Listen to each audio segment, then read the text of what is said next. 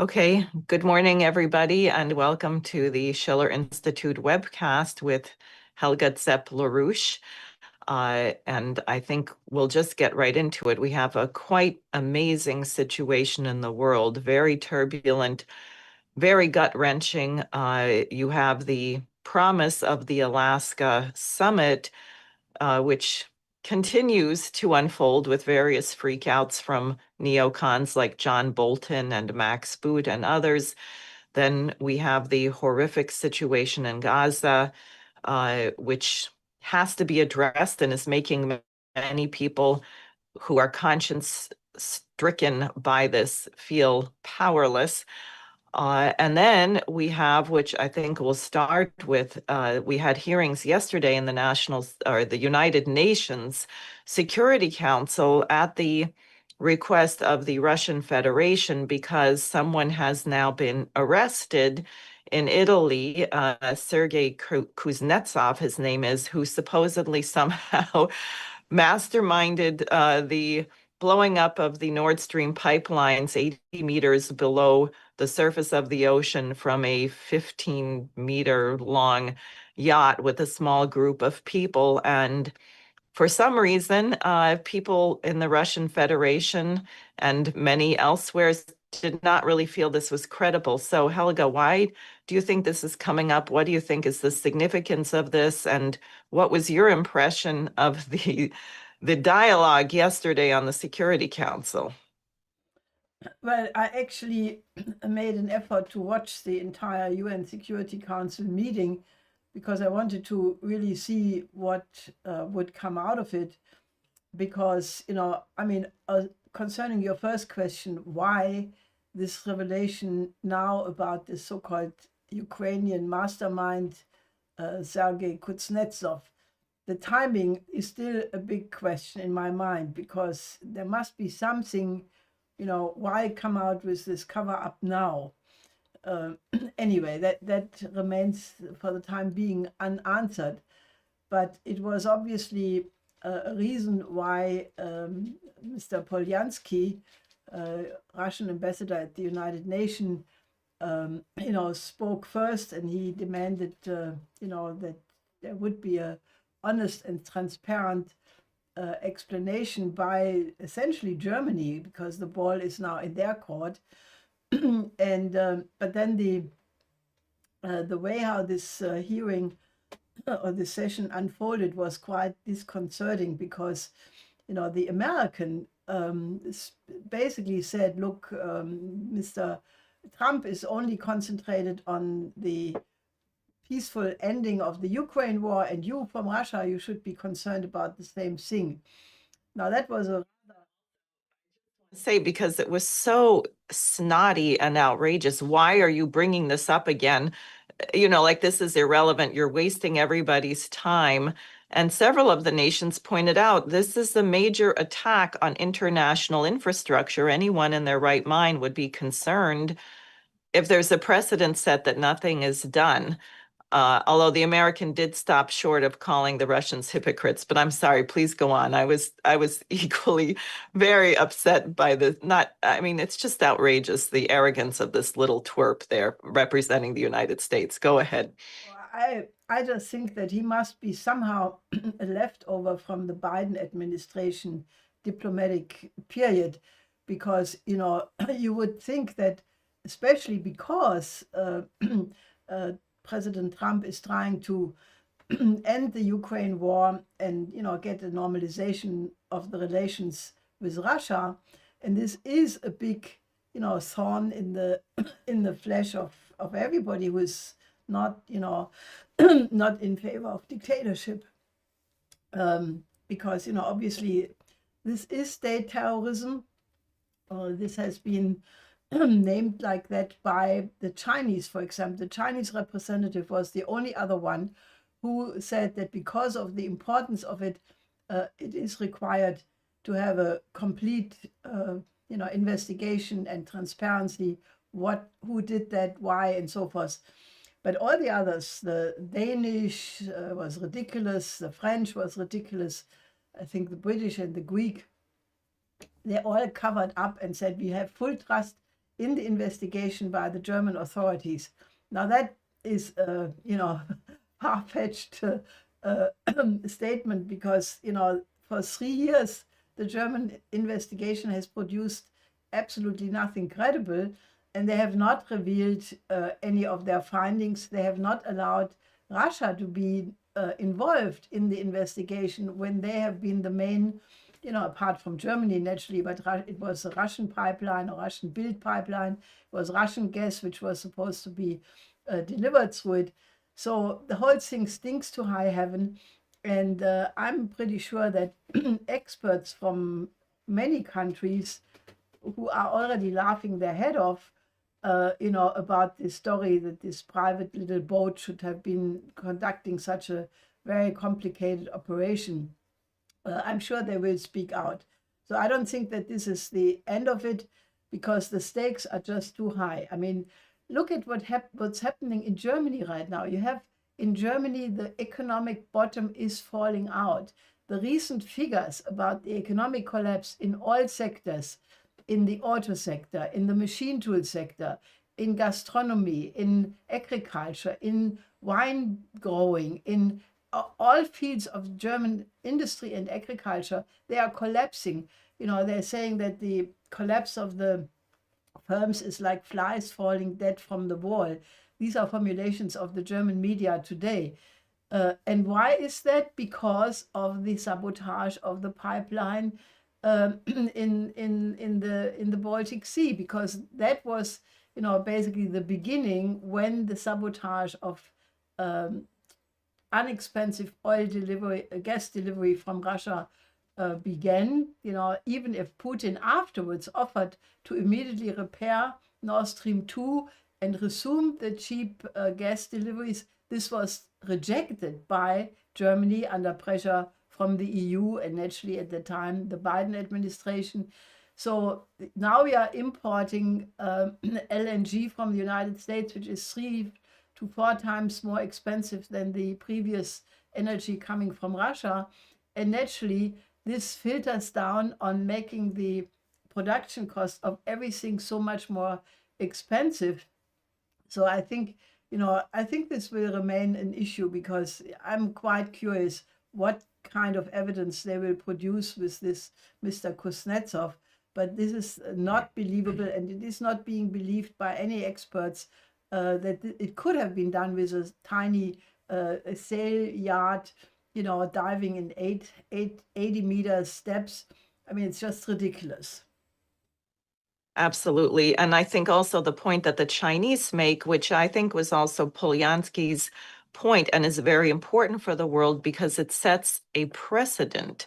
If you say that you can destroy a major infrastructure investment, a major infrastructure product that is going to affect the economies of major countries or minor countries, and then the perpetrators walk free. There is no consequence for this action. And I just, for the viewers to know how completely absurd it was, and I believe the Chinese representative at one point said, "This is not normal," which it's not.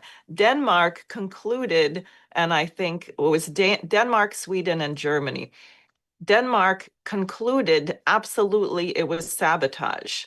That was their first, but there was no basis for a criminal investigation. Now, how can you on the one hand say that something was sabotage and then there's no basis for a criminal investigation? It really boggles the mind. And I think that people are concerned about it, because if the bankrupt transatlantic elites really want to declare war on the BRICS, which are building phenomenal infrastructure all over the world, the new Shanghai port. Brazil just signed a memorandum of understanding with China to build the Bioceanic Corridor.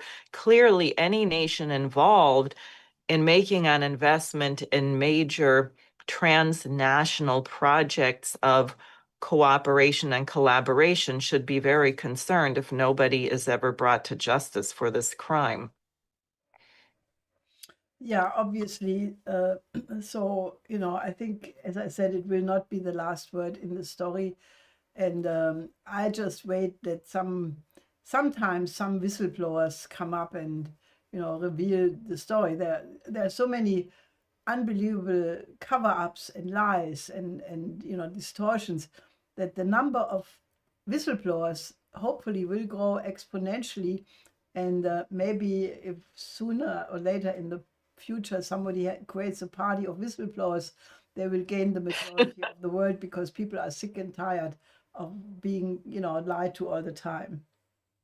Exactly. Now, one other question on this, because I know, and I just attended a conference where there was a parliamentarian from the Netherlands who described the extreme Russophobia, and you've said that we have a bit of it in the United States, but I understood from some of the things he was reporting that it's far, far worse in Europe. And is this a factor? Would the Germans ever demand actually that they get to the bottom of this Nord Stream, or are they so anti-Russia that they say, well, we can't go there because we don't want to collaborate with Russia on an investigation? What is that dynamic?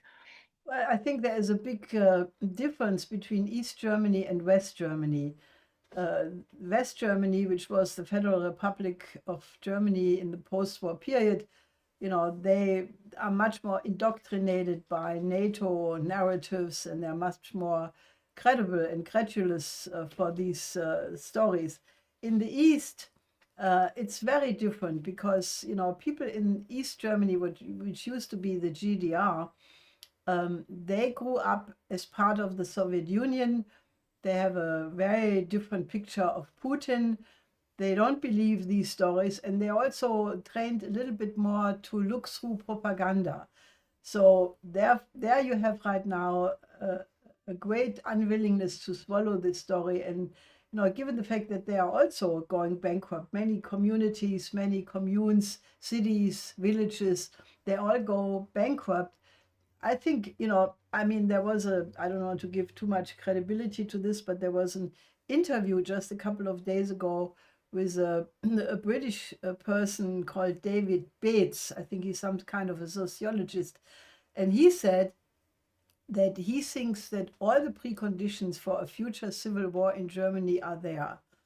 And I think that is unfortunately not to be pushed aside, because the criteria he named was that if the people lose complete confidence in the government, and that they feel that their livelihood is being threatened. And then he had a third condition, which I've now forgot.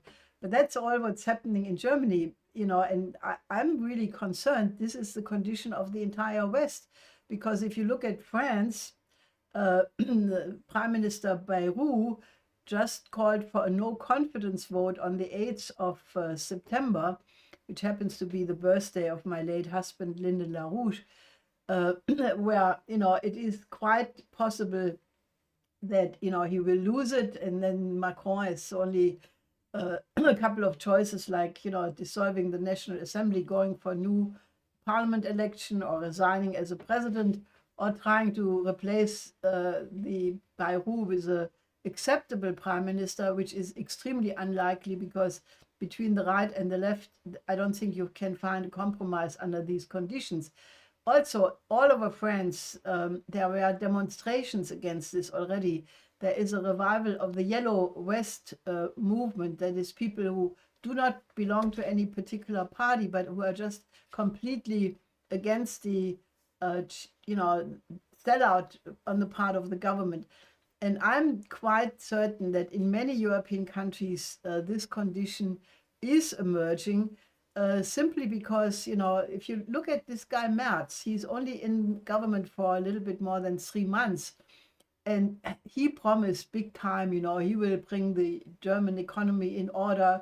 He will be the strongest army, or he will run the strongest army in Europe. I mean, he has done nothing. He has not done anything to improve it. And he comes out every day with another statement saying, that the social welfare state can't be financed any longer. We have now going for deep cuts. And the SPD, the Social Democrats, they're being quiet. They will be voted out. I think the Social Democrats will be a one-digit party fairly soon. If they will make it in the parliament in the future, it's a big question. And Merz is not, he has no idea what an economy is. He, he said he would do much better than Milei in Argentina. And now people are saying, look at Milei, he's doing much better than Merz. He is the former CEO Germany of BlackRock. And he knows how to make the rich more rich, the billionaires more wealthy, but he is not having any concern for the people working in hospitals or people working hard jobs to make society function. And I think this guy will not stay in for the entire period of his term. I think that's likely, and I think you're right. And of course, in a sense, the elephant in the room, which people aren't discussing, is the collapse of the economy. You addressed it already in the tripling and quadrupling of the price of energy in the United States. Now, a year ago, they were reporting that there were only 14 states out of 50 where the average salary allows you to be able to buy a house. So we're concerned about a demographic collapse, a population collapse. If you can never stop living with your parents, then you're probably not going to form a family. This is very real. And I think the people in Germany, I don't think they're going to be really happy about sacrificing even more to prepare for a war with Russia. Do people realize that that's sort of being made the trade-off? Yes, I think they do, because maybe not everybody, because there is this massive media campaign, saying, you have all these. It's really, if you know a little bit about journalism, and then you look who is making what statement, and it's very clear they have these NATO agents, one must really say, from the European Council of Foreign Relations or some other think tank. And then this guy says, oh, we have clear proof that Russia will attack European nations no later than 2029. That's why we have to build up the economy. But, I think the mood is shifting even in the last several weeks. The polls, which still are controlled because you can, manipulate these polls as you please. Nevertheless, the thing is shifting, where people are by 2/3 majority in favor of not continuing to supply Ukraine with weapons. And, I think this Russia thing is very much, I have to say, a certain segment of the population is influenced by this propaganda. And however, I cannot prove it, because you cannot make a representative poll, but we have these information tables we are organizing in the streets every day, and there the picture really is that the majority of the people are more freaked out about being in a situation where they feel that it doesn't make a difference whom you vote. They just voted out the so-called streetlight coalition, which was the CDU, CSU, SPD, and Greens, because they were totally hated. And now they have a so-called great coalition where the same social democrats are in again.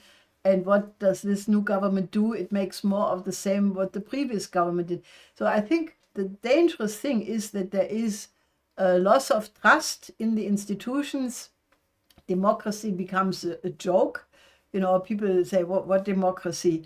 And, I think that what is urgently needed, and that's what we are trying to bring in, is the idea that there would be a way out.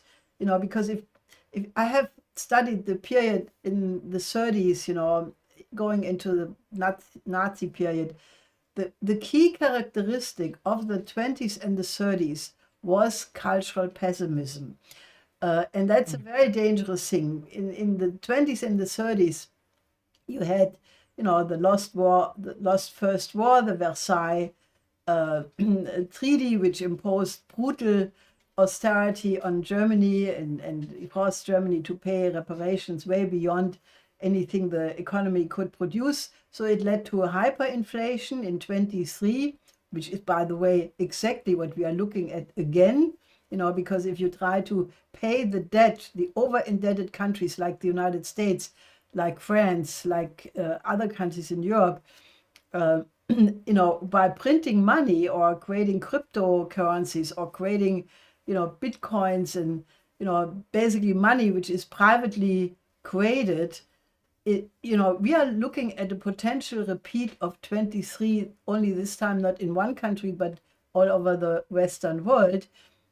In any case, coming back to the 20s, that led to people lost everything. They lost their whatever left life work savings they had. Then came the Great Depression, then the mass unemployment, and people had two generations had basically lost their whole identity by fighting in the trenches for 4 years in the First World War. So that derooted an entire generation, and this all led to a complete cultural pessimism without which the rise of the Nazis would not have been possible. So that's a lesson to be learned. And I think this is very dangerous today because, the composition of the society naturally is different and the factors are different.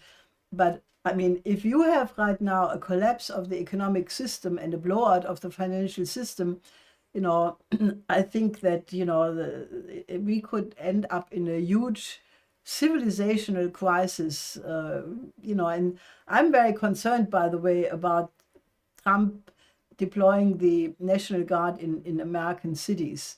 I remember that my late husband always was extremely critical of using the army in police matters or against the own population. And I'm just wondering if there is not a connection between Trump trying to control the Federal Reserve by laying off governors and whatnot, trying to squeeze out Powell if he can, to lower the interest rate, knowing that the debt bubble is about to blow, if there is not a connection to the deployment of army in the streets of America.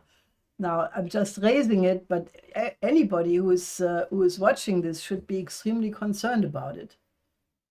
Well, I think that's a very valid point. Remember the way they got the first bailout through in 2007, which really was the beginning of the Tea Party, which was actually created in opposition to the bailout. But remember, the Congress voted twice against doing it. And I remember seeing, I forget which congressman on television saying, well, the calls are coming in and I get 2,000 calls a day about the bailout and half of them are no and the other half are hell no. Nobody wanted it. And then Bernanke came into the Senate, or maybe it was the full Congress, and warned that we're going to have chaos, we're going to have riots, there'll be blood in the streets. You must do this bailout. And Obama, at the time in the Senate, became one of the enforcers of that policy. I would like to remind people. So I think you're absolutely correct. We have to consider this. The other aspect of it, I was thinking about when you talked about the cultural pessimism, is when people are under duress, under hardship, especially economic hardship, and you're looking around, well, why does so-and-so have this? Why does so-and-so have that? People are getting manipulated, and there is a definite kind of racist overtone, or not even overtone, on the deportation policy. President Trump now said that they want to look at the visas of 50 million Americans to see if they have committed crimes, overstayed their visa, gotten a misdemeanor, something like that, throw them out. And then the bottom of the list is if they have supported terrorism. What does that mean? Have participated in an anti-genocide demonstration, for example.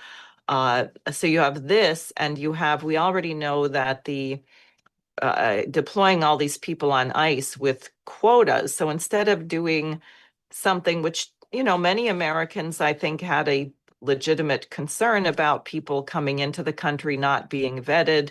Were they in a gang? Were they whatever? So maybe doing something where you find out if people are trafficking drugs, and it's very rational and minimal and based on reason. But if you're just telling people we're going to get rid of 175,000 people this month or whatever it is. So they're going with trucks to the Home Depot where people are waiting, some undocumented and some US citizens even waiting on the corner to get a day job.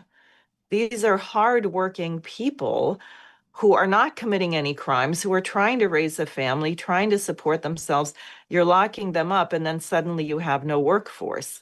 And we heard that in California, in some places, 70% of the farm workers were not showing up out of fear, which would lead to food rotting on the vine. And then we just saw that there will be no more work visas granted for truck drivers, for long haul truck drivers. And I know we have a terrible shortage of drivers. So I'm thinking not just the the monetary question of the blowout, but also the physical. We already saw during COVID how totally vulnerable our supply chains are. And I think in the US, from my experiences, in that regard, we may be slightly farther gone than many of the European countries, but what is your sense of that as well? Well, I think it takes different forms in every country. But for example, in Germany, you have now a threatening collapse of the the wine growers, because of all the increase of the cost. I mean, can you imagine? You have entire states like Rhineland-Pfalz, Hessen, other states who are totally dependent on wine growing, and they're hit now by Trump's tariffs, among other things, the increase of energy prices, the increase of fertilizers and so forth. So, I mean, I think we are in a much, much more advanced condition of potential disintegration of our societies than people realize.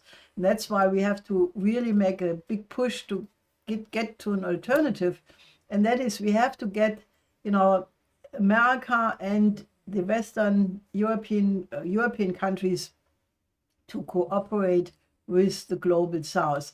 I mean, it sounds really very easy, and it is easy. I mean, it's not easy if you consider the vested interest of the military-industrial complex, Silicon Valley and Wall Street. Then it looks impossible. But if you think about the self-interest of the United States, of Germany, France, Italy, Hungary, other countries, why is it not in our interest to cooperate in the industrialization of the global South? This is something which will determine the fate of humanity. Can we help the countries who used to be under colonial control for 500 years to make the jump to become industrial countries, to have middle-level income? These countries don't want to be countries of billionaires. They just want to have a health system, an education system, eliminate poverty, increase longevity, have a healthcare system for everybody. And we should be helping them, and that way create also for the future export markets. Famous Chas Freeman, one of the top diplomats of the United States, he told me once, he said, let the Chinese build railroads, fast train systems in Africa or Asia or Latin America. We put American locomotives on these trails, or let them build airports. We will have modern airplanes landing there. That kind of cooperative approach, it would be very, very easy, because I'm absolutely 100% certain that if the United States would say, we cooperate with China in the industrial development of Latin America, and we solve the migrant problem that way, by Haiti. Haiti needs to have an industrialization. The place is a complete hellhole. If you look at the very promising bi-oceanic railway, which China is now building between Brazil and Peru, with possible other lines going to other countries, that is the exact right approach which was pushed since Alexander von Humboldt in the 19th century already.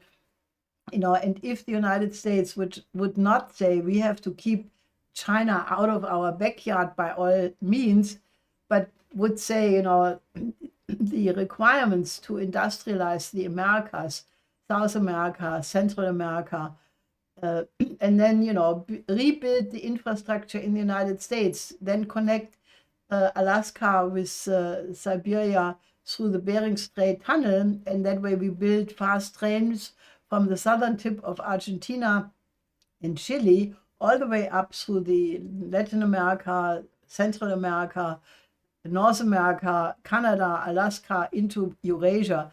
I mean, that would be a boost for, you know, all the economies participating. It would be the basis for peace, and it is latently on the table already since the Alaska meeting between President Trump and President Putin.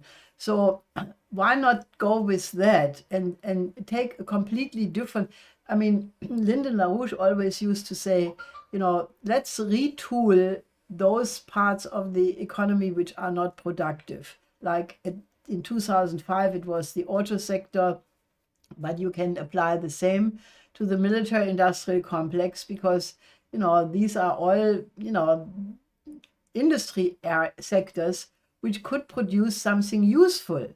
So why not go in this direction? And, you know, basically, I mean, you can even leave the billionaires to be billionaires, but they should not determine how these industrial capacities are used, because if they only think about their profit maximization, war creates more war, you create more demand for weapons, you know, and the destruction and the misery continues to eternity, or not. Maybe it comes to a screeching halt at some point.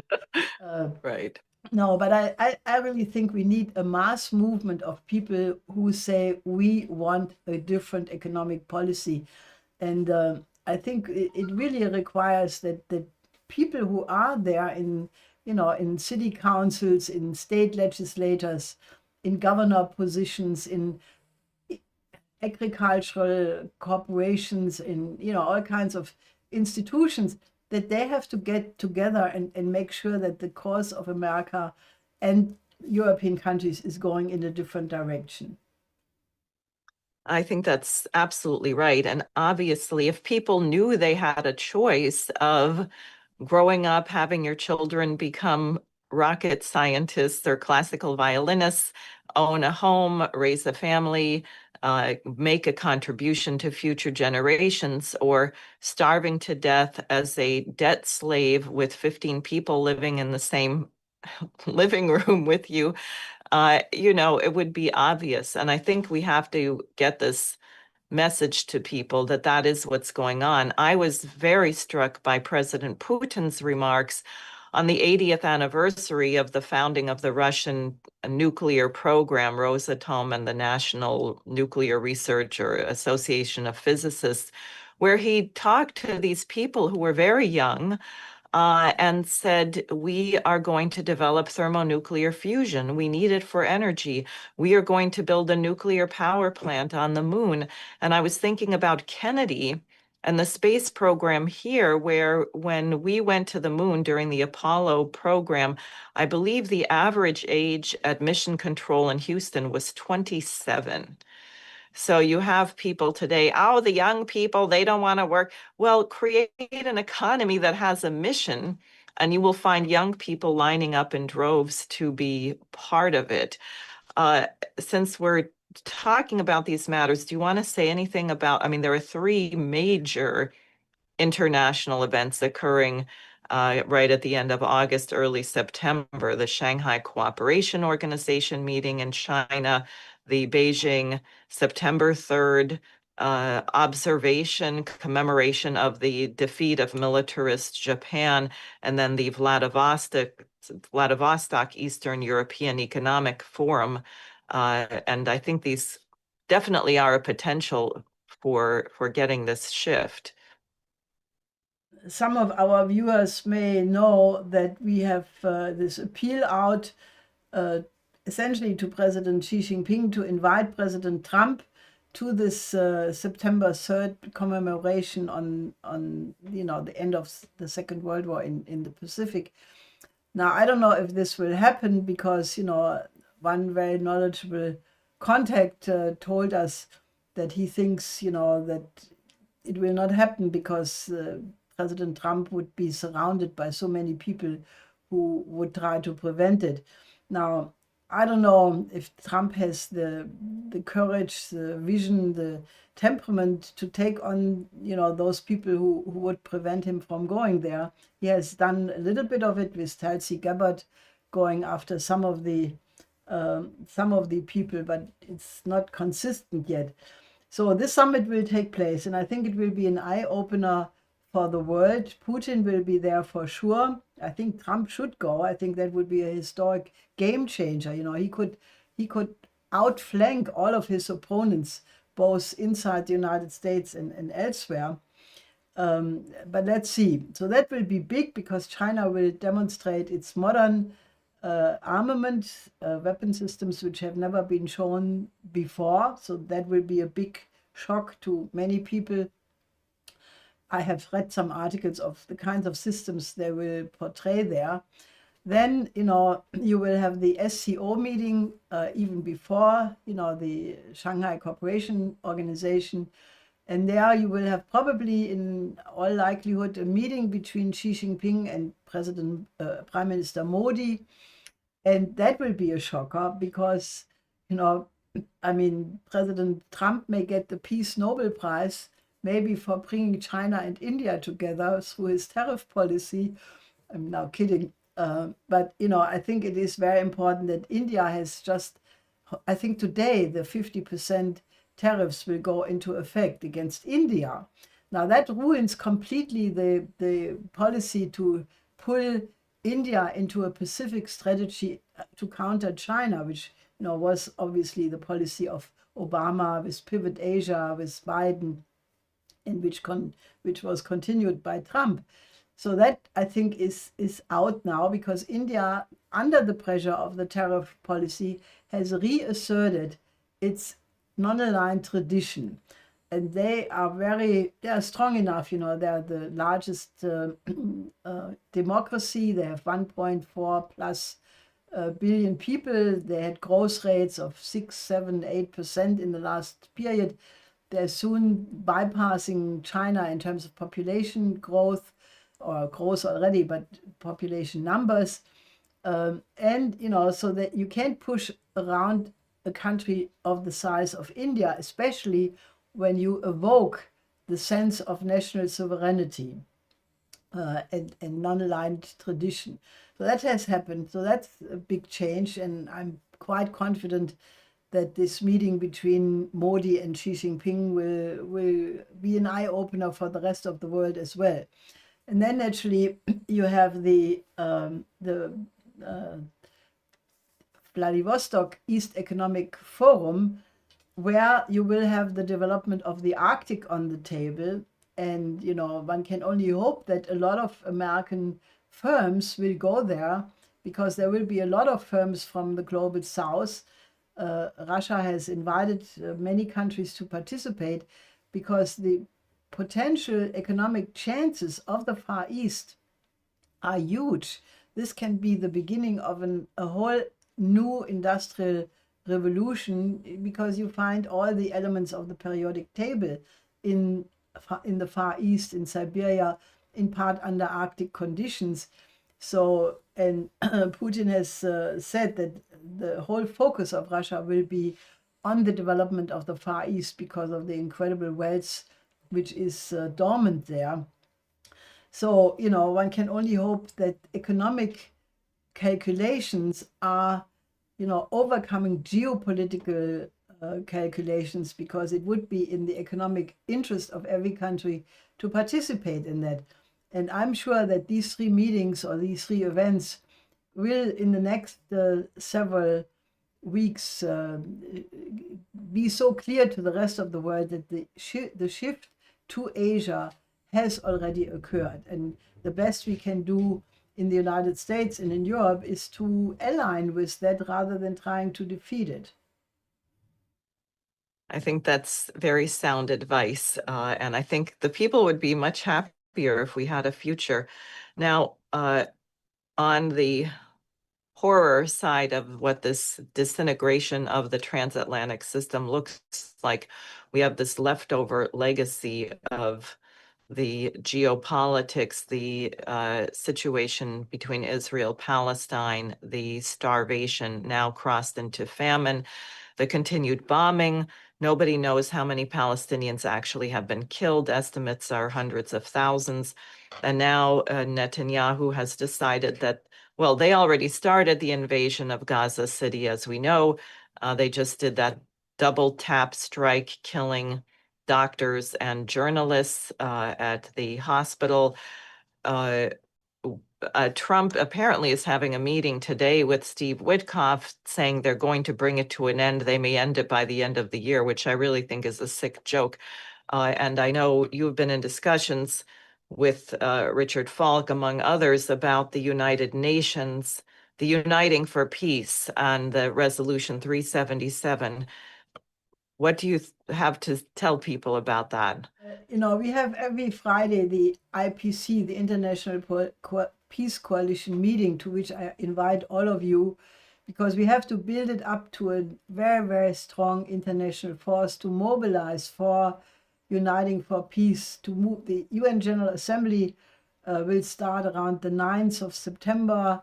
The delegations come in, and then the heads of state come in around the 21st. And we absolutely hope that the UN General Assembly this time, using this resolution 377, will, bypass or, take control from the UN Security Council, because they have been made impotent because of the veto power of one of the 5 permanent members. So that gives the UN General Assembly the power to come up with solutions.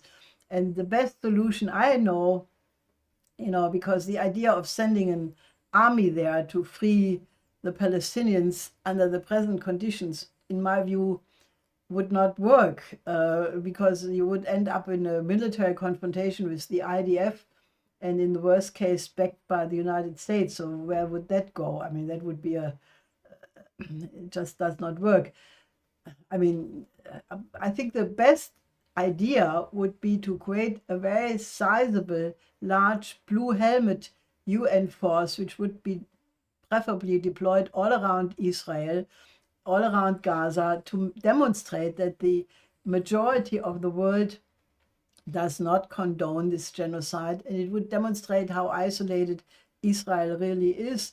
And hopefully that would reinforce the demonstrations and the people inside Israel who are already opposing the present policy, at least some parts of this policy, because I think that would be the only thing I can think of.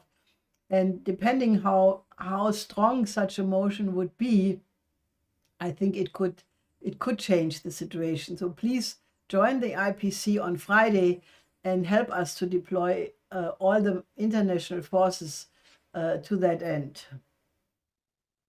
Yeah, I think that's right. I mean, imagine that we've come to the time that you have to have blue helmets, you have to have a military police force to deliver baby formula. What does that say to the world? So I think that's right. I think we're at our time. This has been quite an amazing conversation. People should share it, circulate it, like, donate. Thank you. I saw one person, Jim, donated during our program. Thank you. And do sign up for the International Peace Coalition. Is there anything, Helga, that you would like to say in conclusion? Well, it's basically a moment in history where, you have to take action, because neutrality or being neutral helps those people who are the cause for all the trouble we have in the world. So do not get scared. Become courageous. Just think we have only one life, and we have to bring the world away from the present abyss into a better direction. And if you commit yourself to do at least something in this direction, you will see that it is the best you can do for yourself. Good advice. Well, thank you very much. And I guess everyone will see you again on Friday at the International Peace Coalition meeting. Till then.